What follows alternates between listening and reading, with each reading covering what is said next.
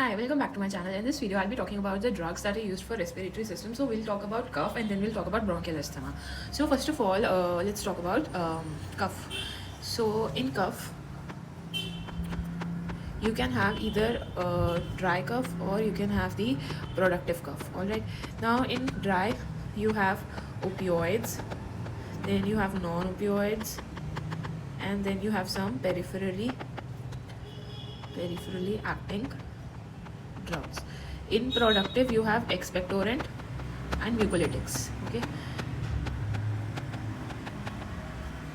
Alright, so in this opioids, you have codeine, codeine. Then by non-opioids, you can remember N. So N for non-opioids and N for noscapine. Now this one is important, dextromethorphan. And peripherally acting is one, you can remember, prenoxdiazine. Now in productive, basically you have expectorant. Basically what it means is it increases the bulk, that is it increases the secretion, it increases the secretion, or we can say sputum. So in a way they are something called as mucokinetics. Okay. Now in this you can remember potassium iodide and guanfacine, then ammonium chloride, sodium citrate. All right. Now in mucolytics, basically they liquefy, I don't know what is happening, they liquefy the thicker sputum, like lytics, right? Thicker sputum. And in this you have to remember this example, ambroxol and bromhexine. All right. Then let's talk about the bronchial asthma. All right. So bronchial asthma or asthma. So in this one, you just need to know the mechanism, and then like you will be able to come to the drug. So first of all, suppose we have a mast cell, okay, and there's this antigen, and then there's release of IgE antibodies. Now this causes the degranulation of mast cell. Okay, then it leads to the release of leukotrienes. Then leukotrienes go on leukotriene receptors on peripheral bronchioles, then they lead to bronchoconstriction. Okay, just this much you should know, that how is it caused. Now we'll talk about the drugs. So we'll just go in this manner. All right. So see, first you have the antibody. So anti-IgE, that is omalizumab. Okay, then you have mast cell degranulation, so you will stabilize it, mast cell stabilizer. So in this we have sodium chromoglycate, then nidochromyl ketotifen. Then you have leukotriene. So you have leukotriene inhibitor, which is the xylitine. Now this is the 5-LOX inhibitor, like oxygenase inhibitor. Then you can also have inhibition of phospholipase A, inhibition by steroids. Now, like, where is this, if you can't recall? So in this, now if you like, we have membrane phospholipid. Now on this membrane phospholipid, there's an enzyme which acts, which is phospholipase A2. This converts it into arachidonic acid. Now this arachidonic acid undergoes two pathways. One is the LOX pathway, one is the COX pathway, and over here it gives prostaglandins and thromboxanes. Over here it gives lipoxygenases and leukotrienes. So basically we are trying to inhibit this so that this is not all right. Then we have leukotriene receptor antagonist, which is zafirlukast. Then you have montelukast.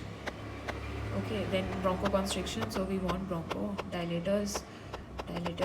In this we use beta-2 agonist. Now in this you have short-acting beta agonist, long-acting beta agonist, then you have ultra-long-acting beta agonist.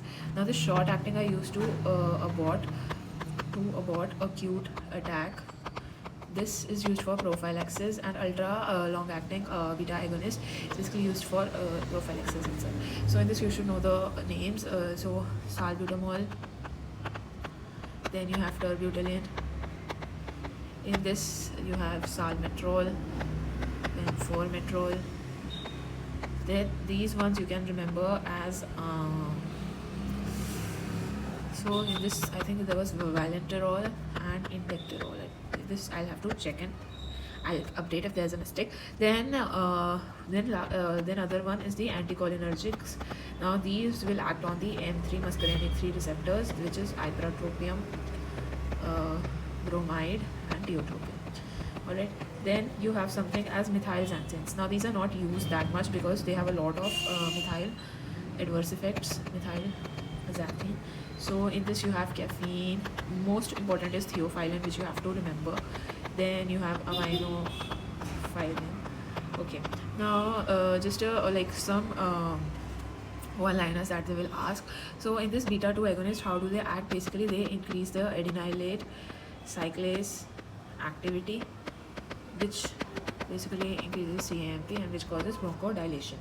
Then sometimes they ask the adverse effects of salbutamol. So in this you have to remember hyperglycemia, then hypokalemia, then tremors and palpitation. If given for long time, it will cause tachycardia tolerance and it will also tachycardia. Alright. Now this leukotriene inhibitors, this specifically this one is mostly used for aspirin induced asthma. Now this anticholinergics, these are for larger airways and they are more useful in COPD patients than bronchial asthma patients. Now how do methylxanthines work? First of all, they block the adenosine receptor,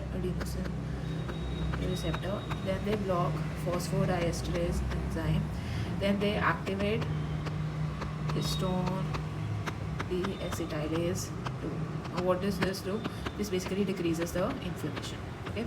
Now there's the one more question, that is theophylline dose modification, like dose has to be reduced and increased in what conditions. So first of all we'll talk about decreased first of all in elderly, then patient with congestive heart failure, then pneumonia, then in case of enzyme inhibitors like ciprofloxacin and so on, and when there is liver disease, okay, hepatic disease. Then increased in basically smoker, children, and obviously enzyme inducers like rifampicin, phenobarbital, and so on. Alright, now we will in this now you also have to remember sometimes we also use some steroids. Alright, so steroids, I'll write it here, steroids. Now basically we use inhalational corticosteroids, so they have anti-inflammatory effect and they decrease the bronchial hypersensitivity reaction. Now in this you can remember beclomethasone, budesonide, and cyclosonide. Now there's this one liner that they ask, this is also called as soft steroid. Okay. Then there is this question, adverse effect. Now in this adverse effect may it causes oropharyngeal candidiasis, and then one more is that it also causes hoarseness of voice. Now there's this question, if you have to give the long-term prophylaxis, so we basically give both the drugs. So we give long-acting beta agonist plus we give the steroids. Okay. Then certain new things that you can remember, although I would not suggest you first know the basic and then like try.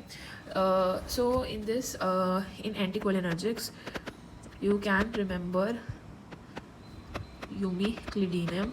Now this is used to maintain the treatment of airflow obstruction in COPD.